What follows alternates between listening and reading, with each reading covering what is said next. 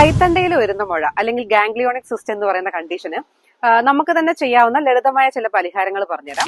ഒന്നെന്ന് വെച്ച് കഴിഞ്ഞാൽ നമുക്ക് നമ്മുടെ വീടിന്റെ ചുറ്റുമൊക്കെ കാണുന്ന ആവണക്കിന്റെ ഇല അല്ലെങ്കിൽ പുളിയില, നൊച്ചിയില പോലത്തെ ഇലകൾ പറിച്ചിട്ട് ഒന്ന് അരിഞ്ഞിട്ട് ജസ്റ്റ് കുറച്ച് ആവണക്കെണ്ണയോ അല്ലെങ്കിൽ നല്ലെണ്ണയോ എന്തെങ്കിലും ഒന്നിട്ട് അല്ലെങ്കിൽ മുറിവെണ്ണ ആയിക്കോട്ടെ അതിലൊന്നിട്ടിട്ട് വതക്കുക. നന്നായിട്ടൊന്ന് വതക്കിയിട്ട് കുഞ്ഞി കിഴി കെട്ടിയിട്ട് കുറച്ച് ഇന്ദുപ്പും വേണമെങ്കിൽ ചേർക്കാം. എന്നിട്ട് ഈ കിഴി വെച്ചിട്ട് നമുക്ക് വേദന ഉണ്ടെങ്കിൽ ഈ മുഴേന്റെ ചുറ്റും ഇങ്ങനെ വെച്ചു കൊടുക്കാം.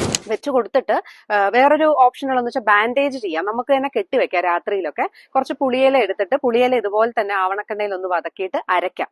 അരയ്ക്കുമ്പോൾ ഫുള്ളായിട്ട് അരഞ്ഞു കിട്ടില്ല, ജസ്റ്റ് ചതഞ്ഞു കിട്ടും. ഈ ചതഞ്ഞ സാധനത്തിനെ നമുക്ക് ഇതിന്റെ ഈ ഒരു മുഴയുടെ മുകളിൽ വെച്ചിട്ട് കെട്ടിവെക്കാം രാത്രിയിലൊക്കെ.